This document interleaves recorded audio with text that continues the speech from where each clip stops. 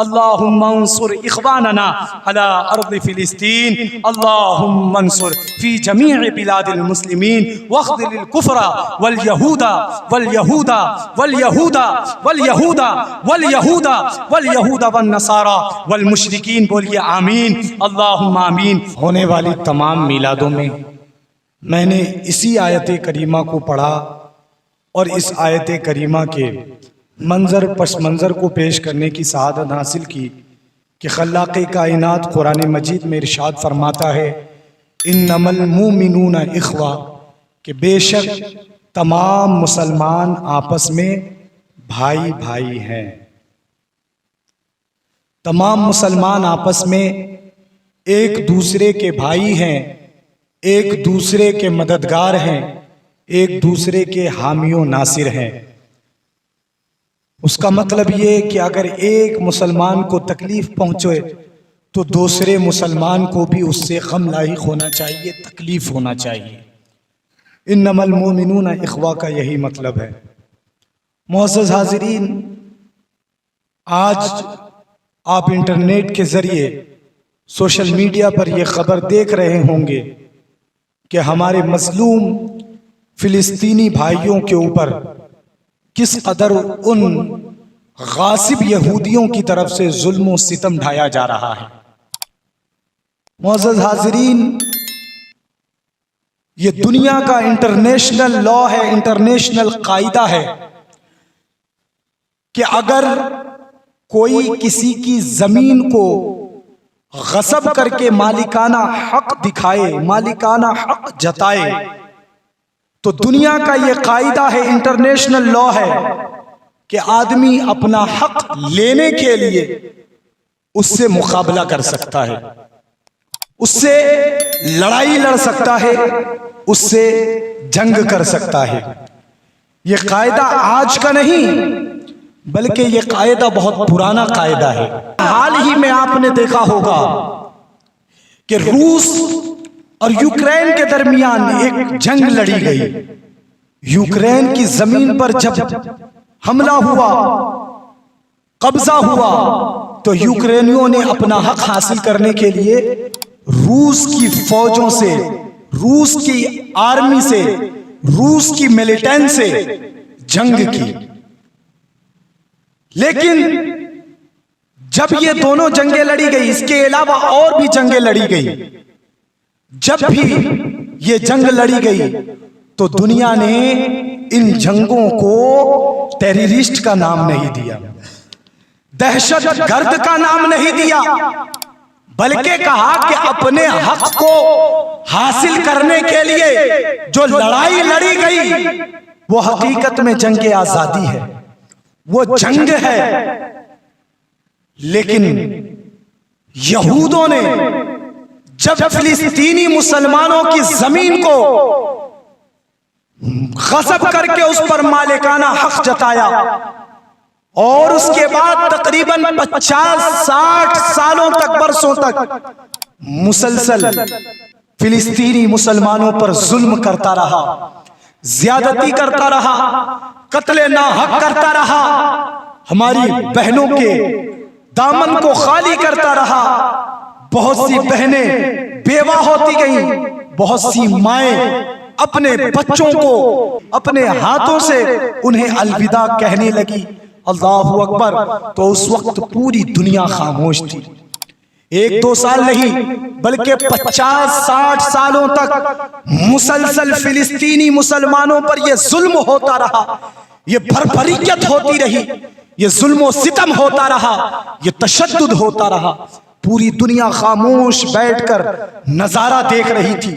دنیا کی پوری طاقتیں اسرائیل کے سپورٹ میں بولتی رہی، لیکن جب 50 سال کے بعد، 60 سال کے بعد ایک اسلامی تنظیم کے ذریعے یہود کے اوپر حملہ کیا گیا، اسرائیلیوں کے اوپر حملہ کیا گیا، تو پوری دنیا اسے آتنکواد اور دہشت گرد اور ٹیررسٹ کے نام سے یاد کرنے لگی۔ اے مسلمانوں، اے بیلا کوبا ٹاؤن کے رہنے والے خیور سنی جنتی مسلمانوں، دیکھو دو نظری کس طرح سے بڑھتی جا رہی ہے۔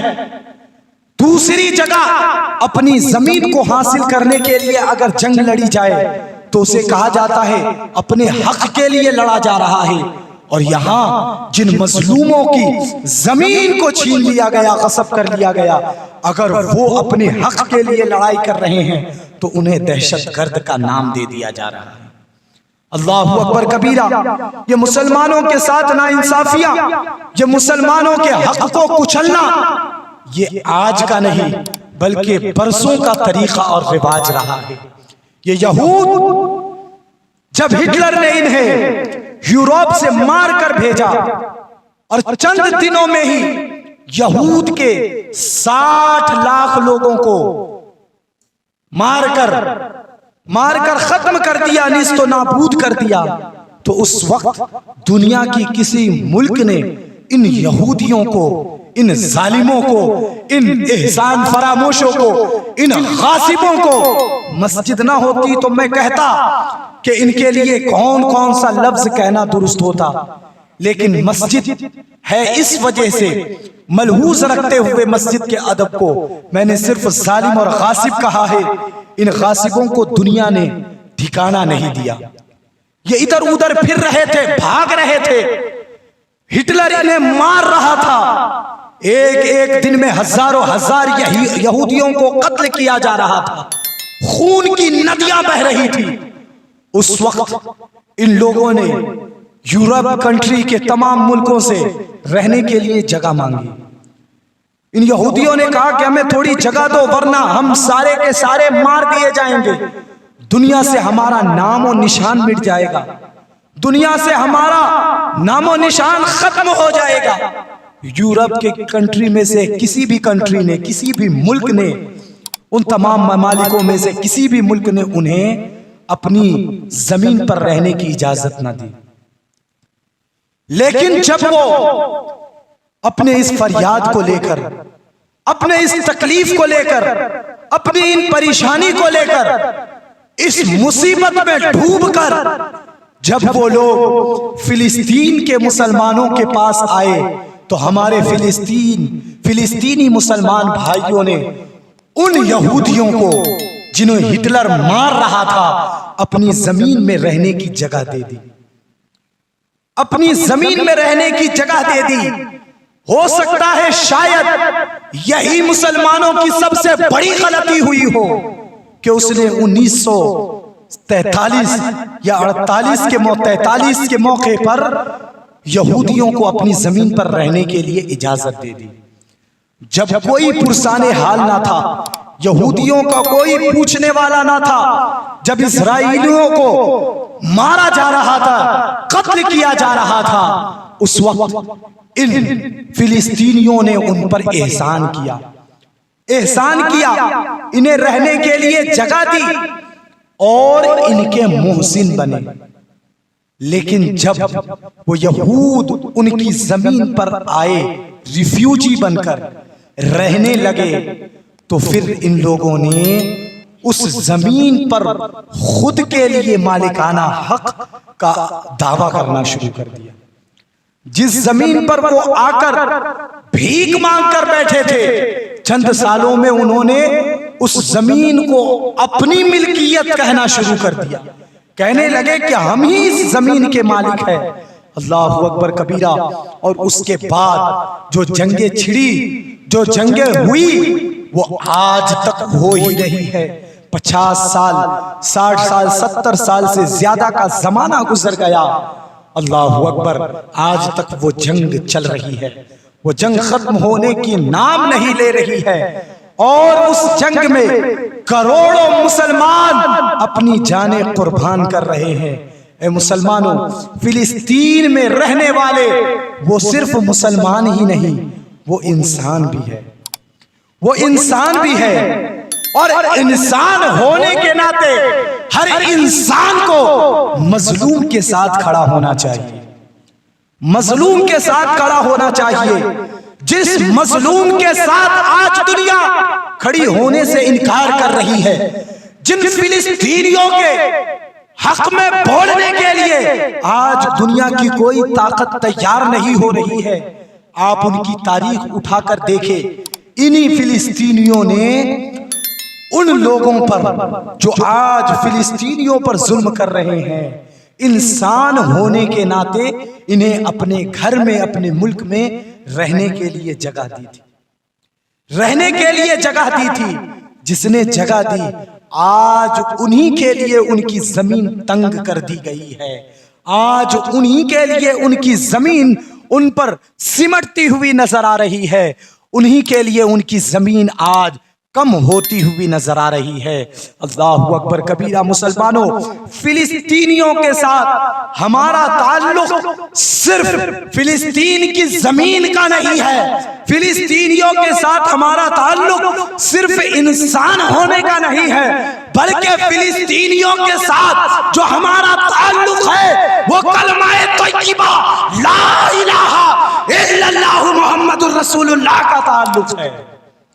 فلسطینیوں کے ساتھ جو ہمارا تعلق ہے وہ ہمارا ایمان کا تعلق ہے، فلسطینیوں کے ساتھ جو ہمارا تعلق ہے وہ ہمارا عقیدے کا تعلق ہے، فلسطینیوں کے ساتھ جو ہمارا تعلق ہے وہ کلمہ شہادت کا، کلمہ طیبہ کا تعلق ہے۔ لہٰذا دنیا کیا کر رہی ہے اسے ہم نہیں دیکھتے، بلکہ ہم تو یہ دیکھتے ہیں کہ وہ ہمارے مسلمان مظلوم بھائی ہے۔ اگر ہم اپنے ہند سے، اپنے ملک عزیز سے ان کی مدد نہیں کر سکتے، اگر ہم ان کے سامنے نہیں آ سکتے، ان پر ظلم کرنے والے ان کے دشمنوں کے مقابلے اگر نہیں کر سکتے، کم از کم ہم اپنے ان مظلوم بھائیوں کے لیے اللہ کی بارگاہ میں دعا تو کر سکتے ہیں۔ لہٰذا دعا کرے کہ پروردگار انہیں فتح عطا فرمائے، نصرت عطا فرمائے، کامیابیاں عطا فرمائے، اور ان کی زمین کو اللہ تعالیٰ دوبارہ انہیں عطا فرمائے، اس لیے کہ فلسطین کی زمین وہ عام زمین نہیں ہے، بلکہ اللہ کے نبی صلی اللہ تعالی علیہ وسلم سے پوچھا گیا، یا رسول اللہ، دنیا میں سب سے پہلی مسجد کون سی بنائی گئی؟ دنیا میں سب سے پہلی مسجد کون سی بنائی گئی؟ اللہ کے نبی صلی اللہ تعالی علیہ وسلم نے ارشاد فرمایا کہ دنیا میں سب سے پہلی مسجد مکہ شریف میں اللہ نے کعبہ کو بنایا ہے۔ مکہ شریف میں کعبہ کو دنیا کی پہلی مسجد بنائی گئی۔ اللہ تعالیٰ نے دنیا میں سب سے پہلی مسجد کعبہ کو بنایا جو سرزمین مکہ میں ہے۔ پھر اللہ کے نبی صلی اللہ علیہ وسلم سے پوچھا گیا، یا رسول اللہ، پھر دوسری مسجد دنیا میں سب سے پہلے کون سی تعمیر کی گئی؟ دوسری مسجد دنیا کی سرزمین پر، دنیا کی اندر کون سی مسجد بنائی گئی؟ اللہ کے نبی صلی اللہ تعالی علیہ وسلم نے ارشاد فرمایا کہ دنیا کے اندر دوسری مسجد سرزمین فلسطین میں مسجد اقصی کو بنایا گیا۔ فلسطین کے اندر جو مسجد اقصی ہے وہ دوسری دنیا کی مسجد ہے۔ اللہ کے نبی صلی اللہ تعالی علیہ وسلم سے پوچھا گیا، یا رسول اللہ، ان دونوں مسجدوں کے بنانے کے درمیان کتنے سالوں کا فاصلہ تھا؟ کتنے برسوں کا فاصلہ تھا؟ کتنے زمانے کا فاصلہ تھا؟ اللہ کے نبی نے ارشاد فرمایا 40 سالوں کا فاصلہ تھا۔ کتنے سالوں کا فاصلہ تھا؟ 40 سالوں کا فاصلہ تھا۔ اور آپ پڑھیں گے تو پتا چلے گا کہ کعبہ شریف کو سب سے پہلے اللہ نے بیت المعمور کے ٹھیک نیچے فرشتوں کے ذریعے تعمیر فرمایا، اور پھر اس کے بعد سب سے پہلے جو زمین کے اوپر اس کعبہ کی بنیاد رکھی گئی، تعمیر کی گئی، اس کعبہ کو مسجد بنایا گیا، تو اسے حضرت آدم علیہ السلام نے بنایا۔ اور 40 سال کے بعد بیت المقدس مسجد اقصی کو بھی حضرت آدم علیہ نبینا علیہ السلام نے تعمیر فرمایا۔ بیت المقدس اور فلسطین کی سرزمین عام سرزمین نہیں ہے، بلکہ ہزاروں ہزار انبیاء کرام علیہم الصلاۃ والتسلیم اس سرزمین پر تشریف فرما ہے. وہ نبیوں کی سرزمین ہے. وہاں حضرت سلیمان تشریف لائے, وہاں حضرت یعقوب آئے, وہاں حضرت داؤد آئے, وہاں حضرت ابراہیم آئے, اور اسی سرزمین پر حضرت عیسیٰ علی نبینا علیہ الصلاۃ والتسلیم تشریف لائے, اور وہیں سے حضرت عیسیٰ کو اللہ تبارک و تعالی نے آسمان پر اٹھا لیا.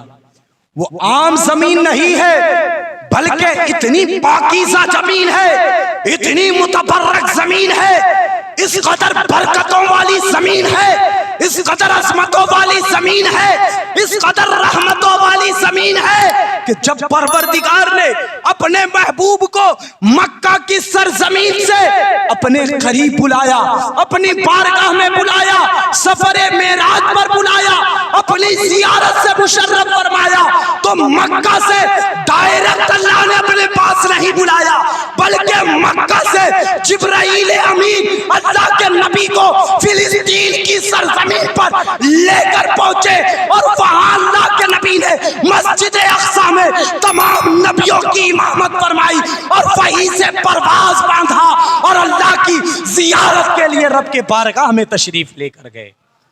اللہ تعالیٰ اس کا ذکر فرماتا ہے, سبحان الذی اسرا بعبدہ لیلا من المسجد الحرام الى المسجد الاقصى الذی بارکنا حولہ, الاقصى الذی بارکنا حولہ, الاقصى الذی بارکنا حولہ.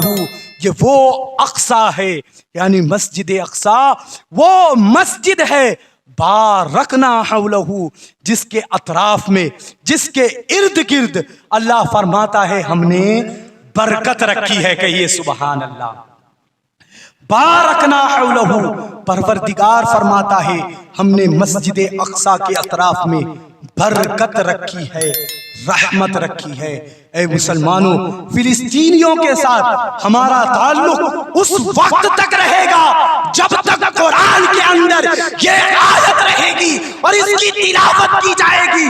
دنیا تو ختم ہو سکتی ہے لیکن نہ کبھی قرآن ختم ہوگا, نہ قرآن کا یہ فرمان کبھی ختم ہوتا ہوا نظر آئے, نہ کبھی قرآن ختم ہوگا, نہ قرآن کا یہ فرمان ختم ہوگا.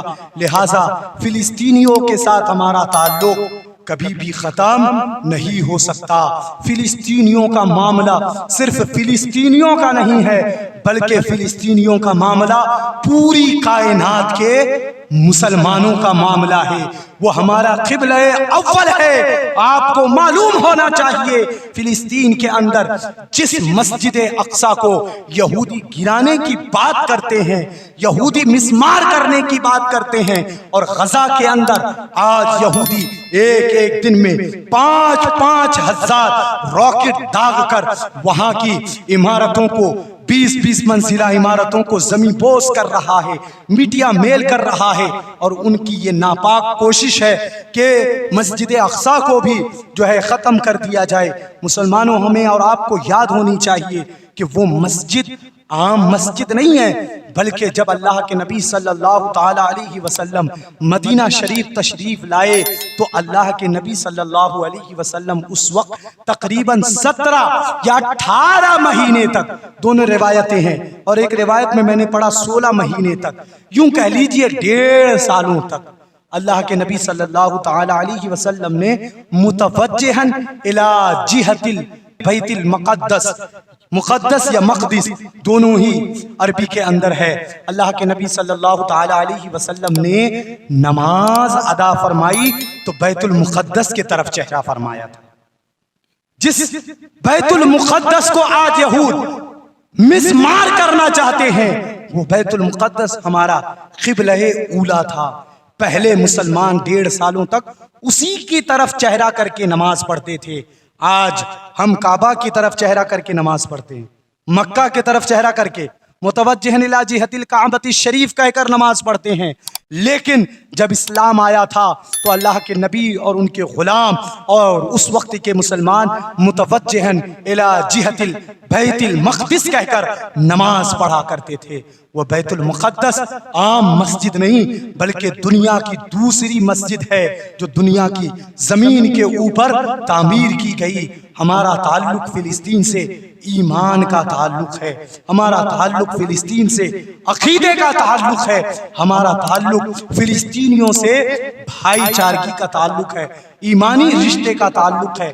لہٰذا ہم سب فلسطین مسلمان بھائیوں کے لیے دعا کرے کہ پروردگار ان مظلوم مسلمان بھائیوں کی غیب سے امداد عطا فرمائے، اس لیے کہ پروردگار قرآن میں فرماتا ہے وَإِنَّ جُنْدَنَا لَهُمُ الْغَالِبُونَ، بے شک ہمارا لشکر ہی غالب آنے والا ہے۔ آج دنیا کہہ رہی ہے کہ فلسطین میں کتنی طاقت ہے، فلسطین کے اندر کتنی طاقت ہے، کتنی میزائل ہے، کتنے بم ہیں، کتنے راکٹس ہیں۔ آج اسرائیل دنیا کا سب سے پاورفل اور سب سے طاقتور ملک ہے۔ فلسطینیوں نے بڑا ہی اپنی زندگی کا بہت بڑا بھول کیا ہے کہ ان لوگوں نے اسرائیل سے جو ہے لوہا لے لیا، اسرائیل کے مقابلے آ کر کھڑے ہو گئے۔ تو مسلمانوں، ان کی خبروں کو سن کر آپ غمزدہ نہ ہو، آپ رنجیدہ نہ ہو، بلکہ مسلمانوں کے ساتھ جو طاقت ہے اس طاقت کا کوئی اندازہ نہیں کر سکتا۔ کیوں؟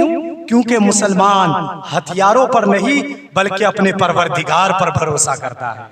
لا حول ولا قوت الا باللہ العظیم، نہیں ہے کوئی طاقت، نہیں ہے کوئی قوت، بلکہ ہر طاقت اور قوت اللہ ہی کی طرف سے ہے، اللہ ہی کی طرف سے ہے۔ اللہ ہی طاقت والا ہے، اللہ ہی قوت والا ہے۔ اور اللہ فرماتا ہے وَإِنَّ جُنْدَنَا لَهُمُ الْغَالِبُونَ۔ آپ 1400 سال پہلے چلے جائیے، یزید کو دیکھیے، یزید کے پاس 22,000 کا لشکر جرار تھا، لیکن میرے امام نے ان 22,000 کے پاؤں کو اکھیڑ کر رکھ دیا اور مقابلے میں صرف 72 کو لا کر پیش فرما دیا۔ ان 72 کی جیت ہوئی۔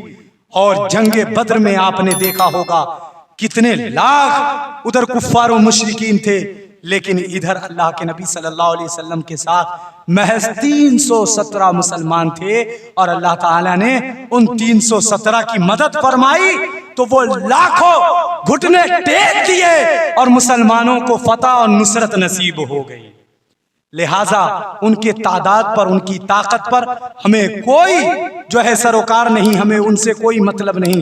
ہم اپنے رب کی ذات پر بھروسہ کرتے ہیں، اپنے رب سے دعا کرتے ہیں اللہ تعالی ہمارے فلسطینی مسلمان بھائیوں کی غیب سے مدد عطا فرمائے۔ اللہم انصر من نصر دین محمد صلی اللہ تعالی علیہ وسلم واخذل من خذل دین محمد صلی اللہ تعالی علیہ وسلم۔ اللہم انصر اخواننا علی ارض فلسطین، اللہم انصر فی جمیع بلاد المسلمین واخذل الکفر والیہود والیہود والیہود والیہود والیہود والیہود والنصارى والمشرکین۔ بولیے آمین، اللہم آمین یا رب العالمین۔